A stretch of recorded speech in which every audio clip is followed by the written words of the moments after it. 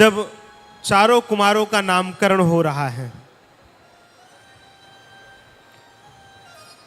चारों कुमारों का नामकरण हो रहा है, तो उस क्रम को यदि हम देखें तो सबसे पहले धरे नाम गुरु हृदय विचारी, वेद तत्व नृप तब सुचारी।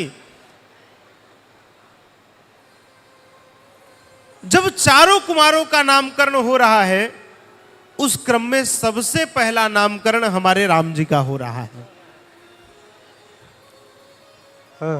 अब उस क्रम के बाद विश्व भरण पोषण कर जोई, ताकर नाम भरत असोई, भरत जी का नामकरण हो गया। लेकिन अब भरत जी के बाद नामकरण होना चाहिए था लखनलाल जी का, और नामकरण हो गया शत्रुघ्न जी का, जाके सुमिरन ते रिपुनासा नाम शत्रुघ्न वेद प्रकाशा। और अंत में नामकरण हुआ तो किसका? तो सबसे अंत में नामकरण हुआ भैया लखनलाल जी का।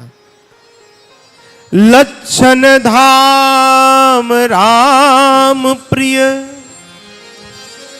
सकल जगत आधार, गुरु वशिष्ठ तेहि राख्यो, लक्ष्मण नाम उदार।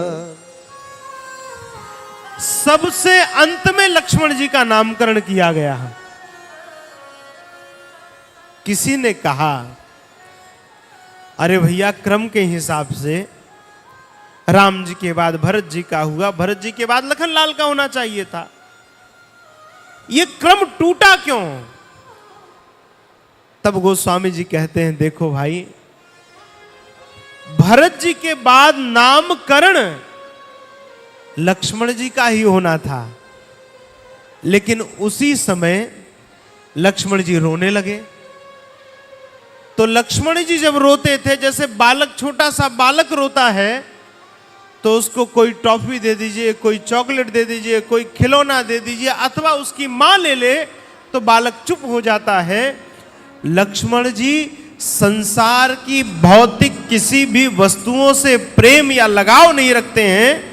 लक्ष्मण जी जब रोते थे तो मां सुमित्रा राम जी के चरणों के अंगूठे को लखनलाल जी के मुखारविंद में डाल देती थी, और जैसे ही राम जी के चरण मुख में होते थे, भैया लखनलाल जी खिलखिला उठते थे, प्रसन्न हो जाते थे। राम जी के चरणोदक का प्रेम है लखनलाल जी के मन में।